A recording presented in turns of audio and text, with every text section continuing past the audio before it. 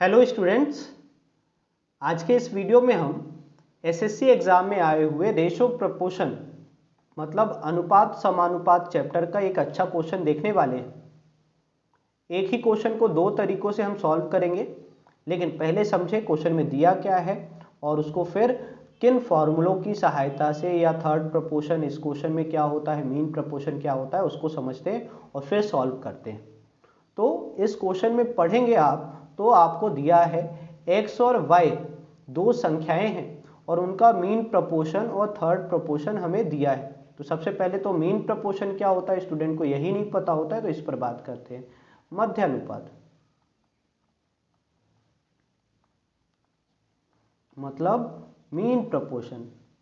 दो संख्याओं का मीन प्रपोर्शन निकालना है तो बिल्कुल आसान है। आपको दोनों संख्या x और y है हमारे पास, तो x और y का गुणा करना है और उसका वर्गमूल निकाल देना है, स्क्वायर रूट निकाल देना है। ये मीन प्रपोर्शन होता है। दूसरी बात है यहाँ पर थर्ड प्रपोर्शन मतलब तृतीयानुपात की।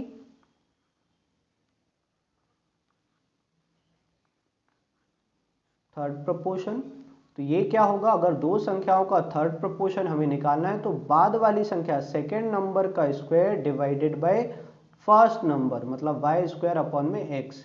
तो सबसे पहले तो इस क्वेश्चन को हल करने के लिए ये दो चीज़ें हमें पता होनी चाहिए। अब जैसे मैंने बोला कि अगर हम चाहें तो इसको ऑप्शन से कर सकते हैं। क्यों? क्योंकि हमें ये नंबर नहीं पता है एक्स और वाई।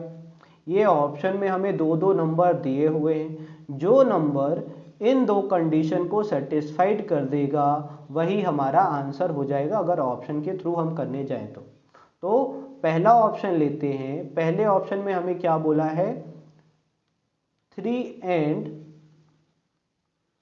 9 मतलब x की वैल्यू बोल रहा है आप 3 ले लो और y की वैल्यू क्या ले लो, 9 ले लो। अब अगर ऐसा ले रहे हो तो दोनों कंडीशन आपकी ये सेटिस्फाइड होना चाहिए। तो देखें मीन प्रपोर्शन आ रहा है, इस अकॉर्डिंग आपका कितना मीन प्रपोर्शन 9 आना चाहिए।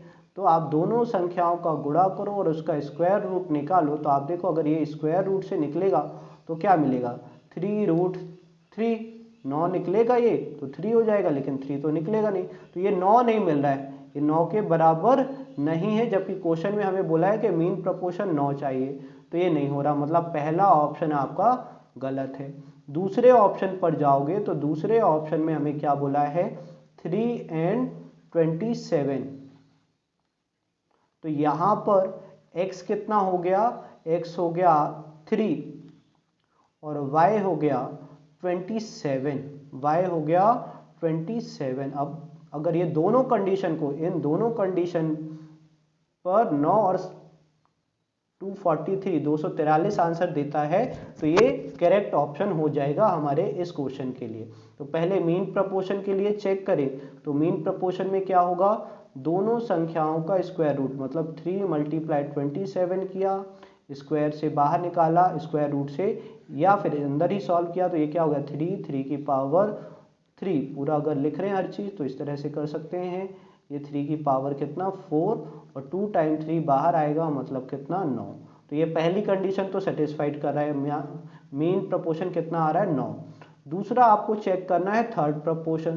तो थर्ड प्रपोर्शन क्या होता है, सेकेंड नंबर का स्क्वायर मतलब सेकेंड नंबर इसमें हमने लिया है 27, 27 का स्क्वायर करें तो 27, 27 मल्टीप्लाई 27 लिख सकते हैं।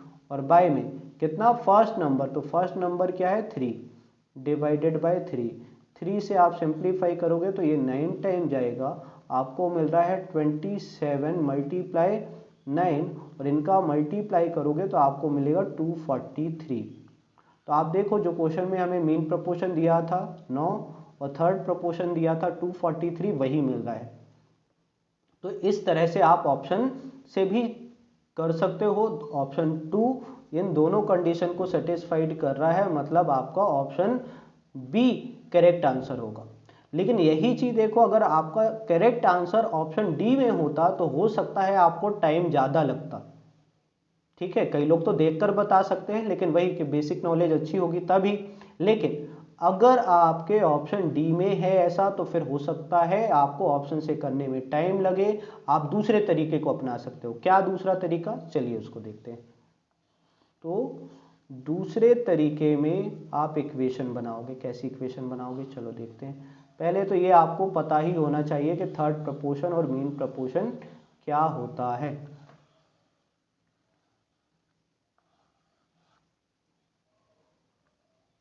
थर्ड प्रपोर्शन और मीन प्रपोर्शन। अब अगर हम जाएं क्वेश्चन में तो हमें थर्ड प्रपोर्शन मतलब अंडर रूट एक्स वाई की वैल्यू दिया है। कितना दिया है, 9। मीन प्रपोर्शन कितना दिया, 9। दोनों साइड स्क्वायर करें तो एक्स और वाई का प्रोडक्ट कितना हो गया, स्क्वायर करने से 81, स्क्वायर करने से 981 हो गया। ये स्क्वायर रूट क्या हो गया, कैंसिल, मतलब एक्स और वाई का प्रोडक्ट 81। चलिए ठीक है, एक रिलेशन ये मिला। दूसरी चीज हमें दी है थर्ड प्रपोर्शन। थर्ड प्रपोर्शन मतलब वाई स्क्वायर अपॉन में एक्स अगर हम करें तो क्या मिलेगा आपको, 243। ठीक है, अब अगर हम यहां से किसकी वैल्यू, x की वैल्यू निकालें तो x की वैल्यू देखो क्या होगी, 81 अपॉन में y, और x की वैल्यू इस इक्वेशन में रख दें तो देखो क्या होगा, y स्क्वायर तो था लेकिन x की वैल्यू रखें तो x की वैल्यू क्या, 81 ये हो गया, और y कहाँ चला गया, ऊपर, तो इक्वल में क्या, 243। अब यहां देखें y क्या हो जाएगा, क्यूब, और ये क्या हो जाएगा 243 और मल्टीप्लाई में 81। अब हमें स्क्वायर या पावर वैल्यू अच्छे से याद होनी चाहिए। जैसे अगर हम इसको लिखना चाहें तो क्या लिख सकते हैं, 3 की पावर 4, और इसको क्या लिख सकते हैं, 3 की पावर 5। ठीक है, इसको 3 की पावर 4 और इसको 3 की पावर 4, 81, और 3 की पावर 5 ये होता है। बेस सेम है, पावर ऐड हो जाएगी, 3 की पावर कितनी हो जाएगी, 9, और यहाँ क्या है, y की पावर कितनी है, 3। अब पावर एक जैसी बनानी है तो क्या करें, y की पावर 3, और इसको क्या लिख लिया, 3 की पावर 3, और उसकी भी पावर क्या, 3। तो ये 3 की पावर 3 कितनी हो गई आपका, 27, 27, कितना, 27, 3 की पावर 3 27, और उसकी पावर भी 3। पावर सेम हो गई तो बेस भी सेम होगा, मतलब y का वैल्यू कितना आ गया, 27। y का वैल्यू कितना आ गया, यहाँ से 27। y का वैल्यू आ गया तो आप x का वैल्यू भी निकाल सकते हो। x का वैल्यू क्या है, x बराबर क्या, 81 अपॉन में y मतलब 27, और 27 3 कितना हो जाएगा, 81, तो x का वैल्यू कितना हो गया, 3। तो x का वैल्यू 3 और y का वैल्यू 27 किस ऑप्शन में है, बी ऑप्शन में है, इसलिए बी आपका करेक्ट आंसर हो जाएगा।